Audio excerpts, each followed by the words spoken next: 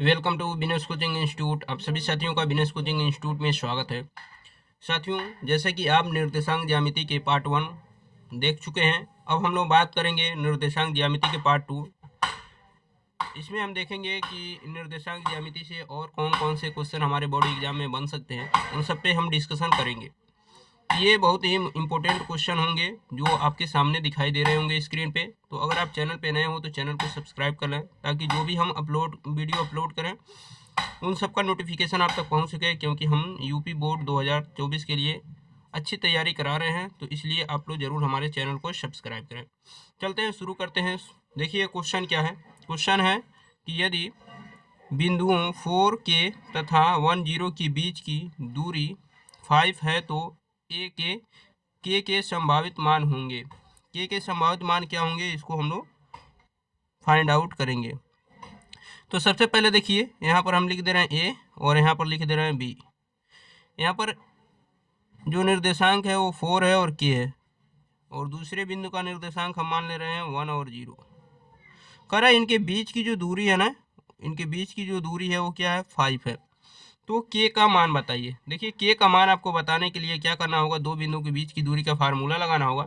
और दो बिंदुओं के बीच की दूरी का फार्मूला आप जानते हैं, दो बिंदुओं के बीच की दूरी यानी ए बी बराबर under root x2 minus x1 का होल वर्ग प्लस y2 माइनस y1 का होल वर्ग। ये दो बिंदुओं के बीच की दूरी का फार्मूला है, ठीक है ना। तो ये दो बिंदुओं के बीच की दूरी का फार्मूला है। आप इसमें इसको x1 मान लेंगे।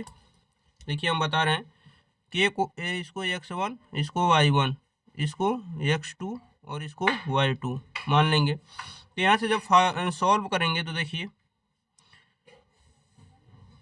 यहाँ पर दो बिंदुओं के बीच की दूरी 5 दिया गया है।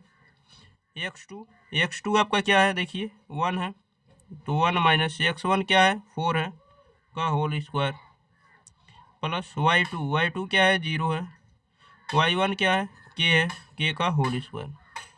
जब यहाँ से सॉल्व करेंगे तो देखिए ये 5 है, ये अंडर रूट 4 में से 1 माइनस करेंगे -3 का स्क्वायर क्या होगा, 9 हो जाएगा, प्लस ये माइनस के का स्क्वायर क्या होगा, प्लस के स्क्वायर हो जाएगा। अब क्या करेंगे, हम दोनों पक्षों का स्क्वायर कर देंगे। लिखेंगे दोनों पक्षों का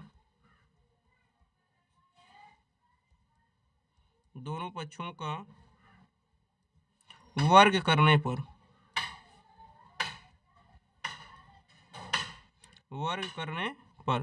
जब दोनों पक्षों का आप वर्ग करेंगे तो इधर 5 का वर्ग 25 हो जाएगा, और इधर वर्ग होगा तो कड़ी हट जाएगी, 9 प्लस के स्क्वायर मिलेगा आपको।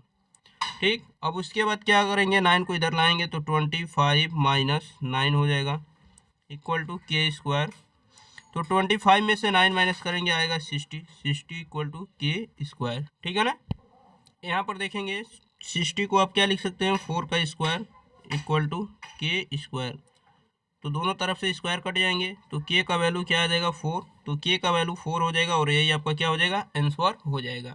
तो यहाँ से के का वैल्यू जो 4 आया है वही आपका क्या होगा, आंसर हो जाएगा। उम्मीद है कि ये चीज़ें आपको समझ में आ गई होंगी। अब चलते हैं हम अगले क्वेश्चन की तरफ, और अगला क्वेश्चन भी बहुत ही इंपॉर्टेंट क्वेश्चन है। आप देखेंगे कि अगला क्वेश्चन जो है वो क्या है। देखिए अगला क्वेश्चन जो है कह रहा है कि सिद्ध कीजिए कि बिंदु ए का निर्देशांक दिया गया -2 और 1, बी का निर्देशांक दिया गया 0 और -1, सी का निर्देशांक दिया गया 2 और 1, और डी का निर्देशांक दिया गया 0 और 3 एक वर्ग के शीर्ष है।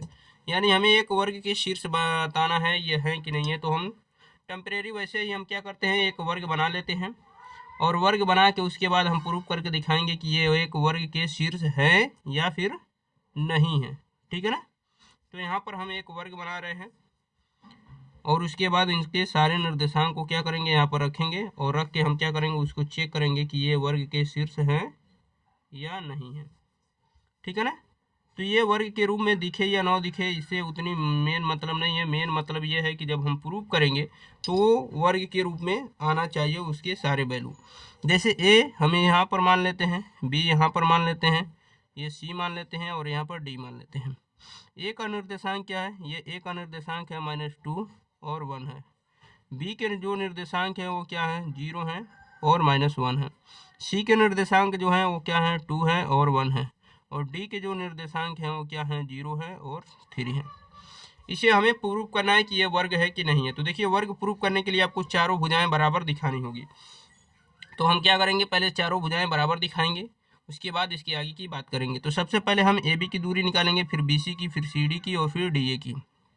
तो हम लिखेंगे ए बी के लिए, ए बी के लिए यानी ए बी जो बिंदु है इनके बीच की दूरी। तो ए बी के लिए आप क्या करेंगे, ए बी बराबर दो बिंदु के बीच की दूरी का फार्मूला क्या है, S2 माइनस x1 का होल वर्ग प्लस y2 माइनस y1 का होल वर्ग।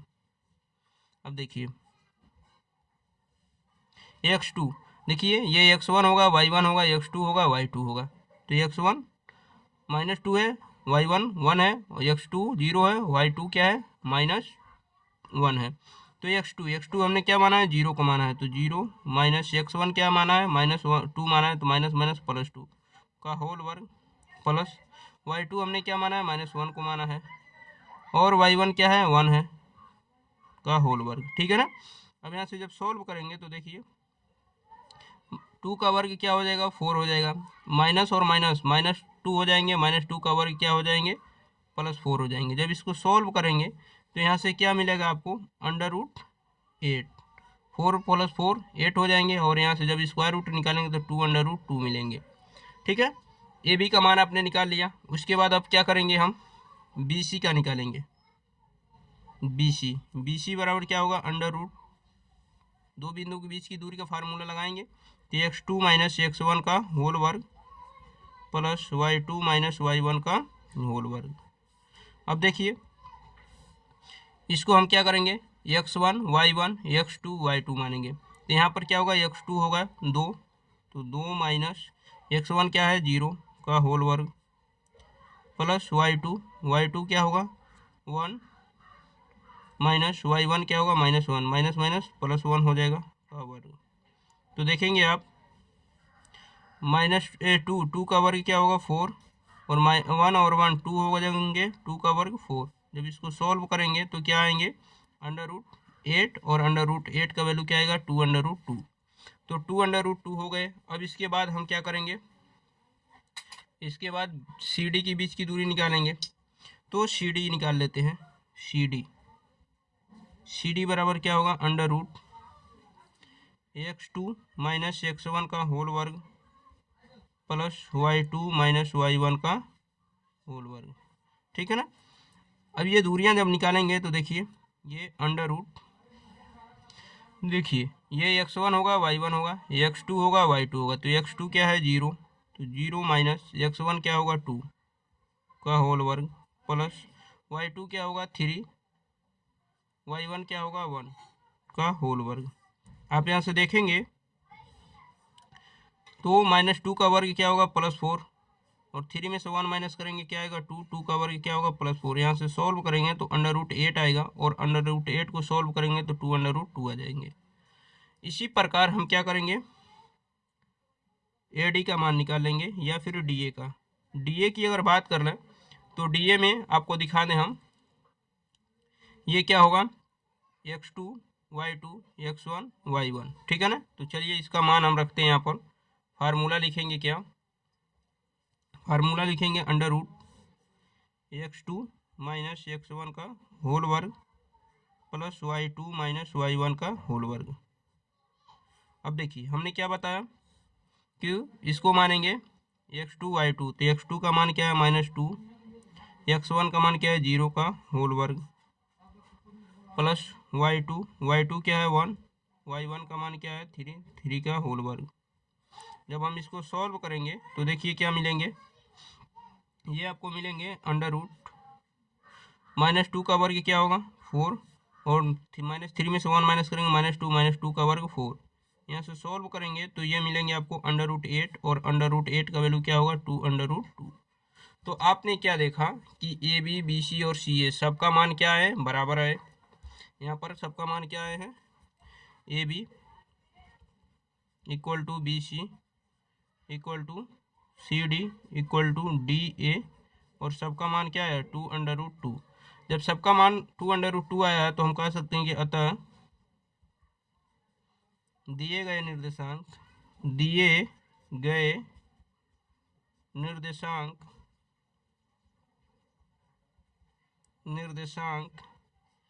एक वर्ग के शीर्ष हैं, एक वर्ग के शीर्ष हैं। क्या है? एक वर्ग के शीर्ष हैं।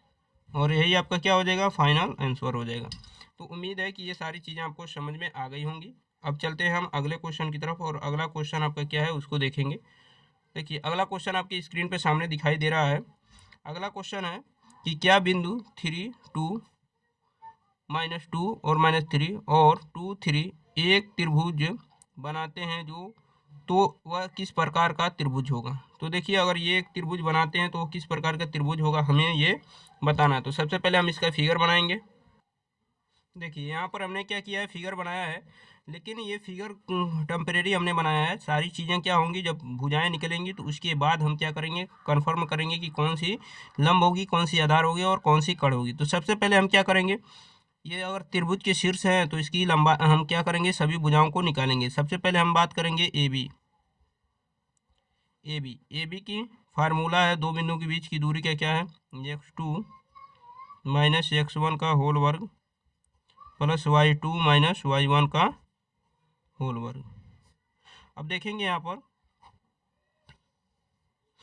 यह है x1 y1, यह है x2 y2। तो x2 क्या है -2 माइनस x1 क्या है 3 का होल वर्ग प्लस y2 क्या है -3, y1 क्या है 2 है का होल वर्ग।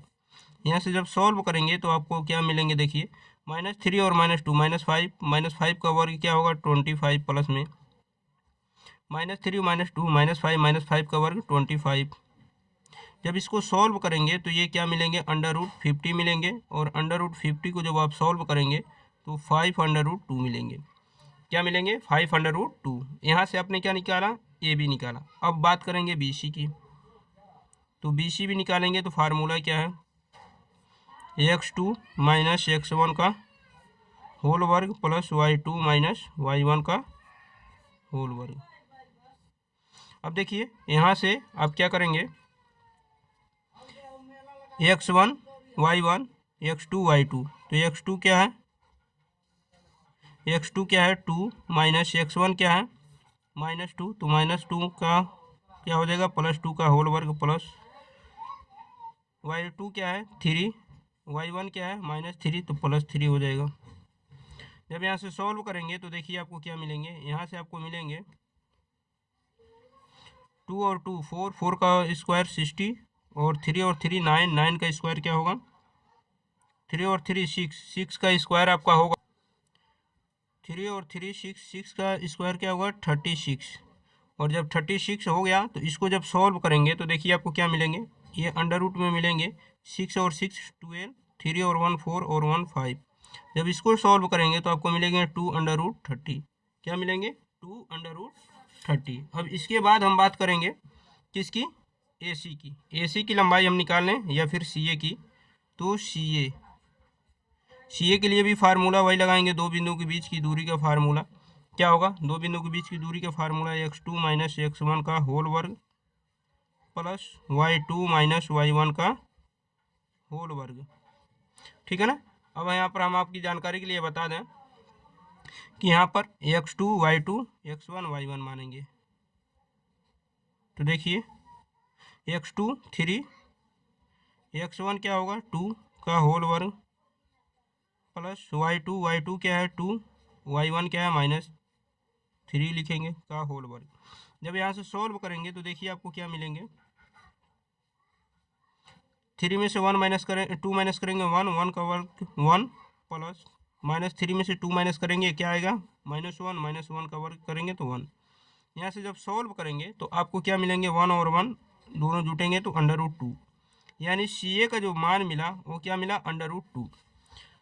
अगर ये त्रिभुज के शीर्ष हैं तो ये किस प्रकार के शीर्ष हैं, ये भी आपसे पूछा गया है। तो जब ये पूछा गया है तो इसको कैसे आप सॉल्व करेंगे, तो देखिए इसमें 3 अलग अलग शीर्ष आपको आपने 3 अलग अलग भुजाएं निकाली हैं। ए बी का मान 5√2, बी सी का मान 2√30 और सी ए का मान √5। अब देखिए, अगर पाइथागोरस प्रमेय हमें यूज करना है तो सबसे बड़ी भुजा का वर्ग जो होगा अन्य दो छोटी भुजाओं के वर्ग के बराबर होगा। यानी सबसे बड़ी भुजा यहाँ पर क्या दिख रही है, बी सी दिख रही है। तो बी सी का जो वर्ग होगा, बी सी का वर्ग जो होगा वो किसके बराबर होगा, ए बी के वर्ग प्लस ए सी के वर्ग या सी ए के वर्ग के। तो बी सी का मान क्या है, 2√30 इसका वर्ग, और ए बी का मान क्या है, ए बी का मान है 5√2 का वर्ग, और सी ए का वैल्यू क्या है, √2 इसका वर्ग। अब सबका वर्ग हम करके देखेंगे। देखिए 2 का वर्ग 4 हो गया, √30 का वर्ग क्या होगा, 30 होगा, 5 का वर्ग 25, √2 का वर्ग 2 और प्लस √2 का वर्ग 2। तो 34 जा क्या होगा, 52, 25 2 जा 50 और प्लस 2। तो यहाँ से 52 ये हो रहे हैं और ये भी क्या हो रहे हैं, 52। यानी हमने क्या देखा, कर्ण का वर्ग जो हो रहा है आधार के वर्ग प्लस लंब के वर्ग के बराबर हो रहा है।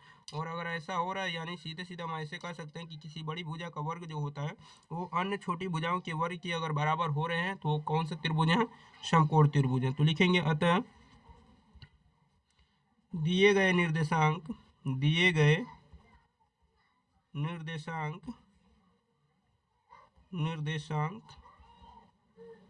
समकोण त्रिभुज के शीर्ष हैं, समकोण त्रिभुज के शीर्ष हैं, त्रिभुज के